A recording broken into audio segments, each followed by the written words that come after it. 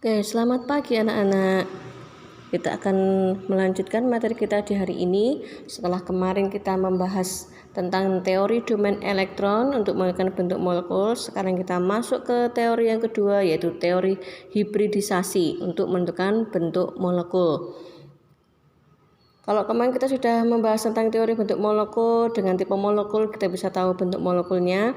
Sekarang dengan menggunakan teori hibridisasi, bagaimana cara menentukan bentuk molekulnya. Yang dimaksud dengan hibridisasi yaitu bersatunya orbital-orbital atom membentuk suatu orbital yang baru, orbital hibrid yang baru. Nah, dasar dari teori hibridisasi ini adalah konfigurasi elektron. Jadi di sini nanti untuk membahas teori hibridisasi, kalau kalian tidak menguasai tentang konfigurasi elektron, nanti kalian bisa mengalami kesulitan untuk menentukan bentuk molekulnya.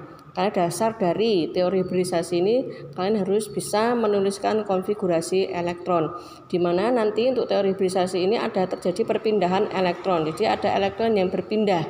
Nah, perpindahan elektronnya itu hanya terjadi di dalam kulit yang sama. Jadi misalkan ada kulit 3 di subkulit yang sama maksudnya ya. Jadi perpindahannya hanya dalam kulit yang sama. Misalkan nanti ada 3S, 3P, 3D atau 3S. Kebetulan kulit elektron terakhirnya ada di 3S dan 3P, 3S dan 3P gini ya. Terus harus berpindah elektronnya. Nah, berpindahnya kemana? Berpindahnya itu harus di kulit yang sama, tapi subkulitnya di atasnya. Jadi kalau di sini sudah SP, berarti nanti di subkulit 3D. Di perpindahannya seperti itu, di kulit yang sama. Jadi tidak bisa nanti dari 3S, 3P, 4S gitu, enggak. Jadi perpindahannya tidak sesuai urutan konfigurasi, tapi perpindahannya di kulit yang sama. Jadi kalau nanti ada 3S, 3P, maka elektronnya berpindahnya ke 3D, bukan ke 4S, seperti itu ya. Oke. Nah, untuk tipe hibridisasi itu berbeda dengan teori domain elektron kemarin. Kalau domain elektron kemarin itu lebih spesifik atau lebih detail lagi. Kalau seandainya dia bentuk dasarnya dia tetrahedral, nanti kalau ada satu PEB bentuknya berubah jadi apa, ada 2 PEB berubah jadi apa, itu kemarin kan untuk domain elektron. Kalau teori hibridisasi ini hanya bisa untuk menentukan bentuk molekul dasarnya. Jadi dasarnya kemarin kan ada linier, ada segitiga planar, kemudian ada tetrahedral, kemudian ada oktahedral, seperti itu ya.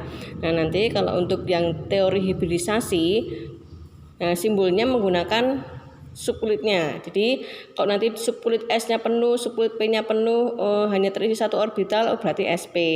Bentuk molekulnya linier.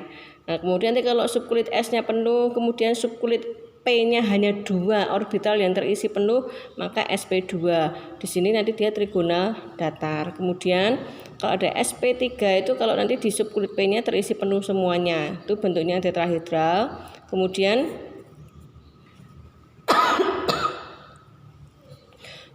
nanti untuk tipe hibridisasi yang lainnya yaitu SP3D. Nah, nanti bentuknya persegi datar atau segi 4 planar. Kemudian yang terakhir SP3D2 itu bentuknya adalah oktahedral.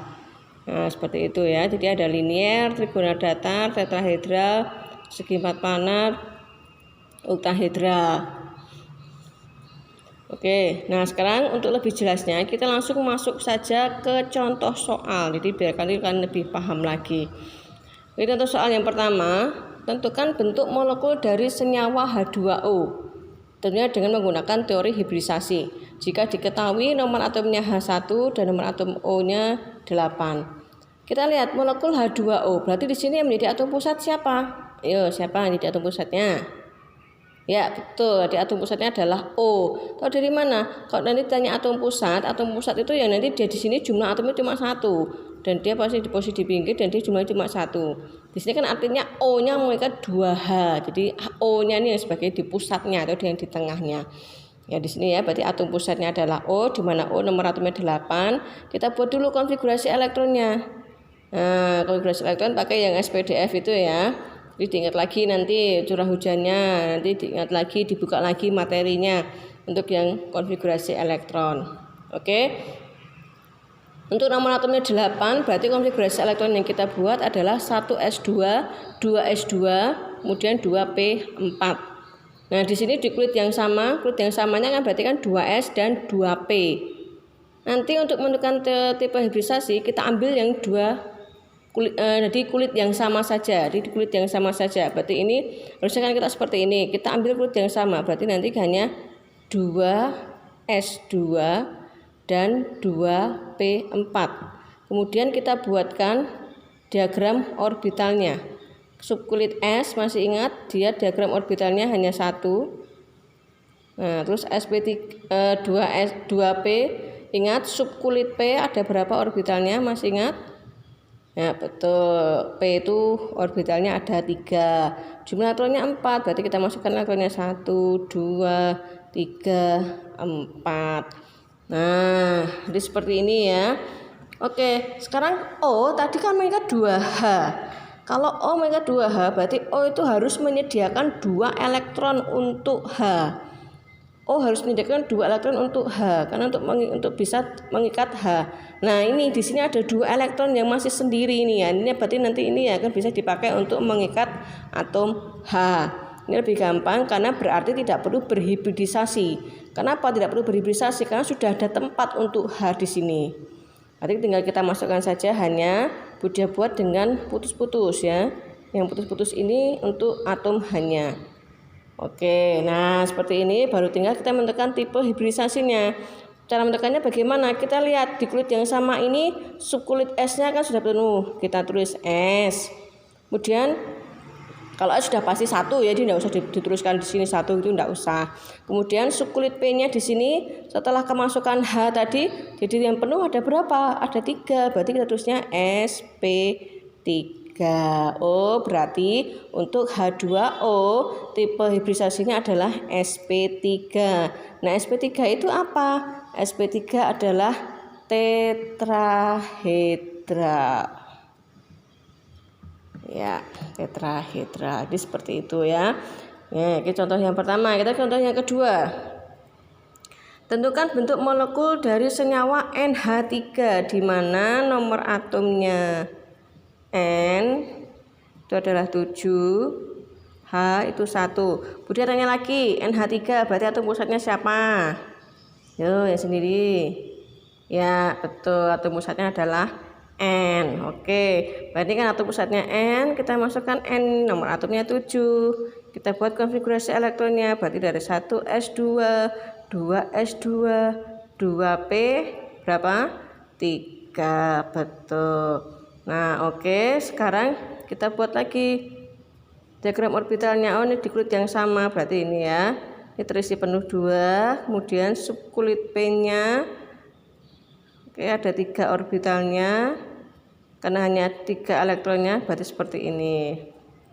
Nah, N mengikat 3H, berarti harus menyediakan berapa? 3 elektron. Oh ini 3 elektron, ya udah ini sudah ada 3 nih yang sendiri. Kita masukkan lagi hanya, wah ini masih gampang ini ya, masih seperti yang tadi. Berarti bentuk tipe hibridisasinya apa? S-nya terisi penuh, P-nya terisi penuh juga 3. Oh berarti sp3 sama ya dengan yang tadi. Oke jelas ya. Oke sekarang contoh soal yang lain lagi. Oke, ramalkan bentuk molekul hibridisasi dari senyawa berikut. Nah, misalkan apa kalian buat untuk PCl5. Nah, PCl5 berarti atom pusatnya siapa? Atom pusatnya berarti adalah P. Nah, nanti diketahui di sini ya, nomor atomnya P. Nomor atom P 15, Cl 17. Oke. Nama atomnya atom pusatnya P. Berarti kita buat dulu konfigurasi elektronnya dari P. 15 berarti kita pakai gas mulia. Kita ingat dengan gas mulia ya. Kita pakai gas mulianya siapa? Masih ingat enggak? Heboh negara Arab karena serangan ranjau. Ya. Heboh itu 2, negara itu ada 10, Arab itu 18. Karena itu 36, serangan 54, ranjau 86. Nah berarti kalau dia 15 mendekatnya ke siapa? Oh ke Ne. Ya sudah kita buat 10 Ne. Oke, kita buat 10 Ne. Nah, setelah 10 Ne berarti masuknya ke berapa ya? Kalau ini habis He kan 2S.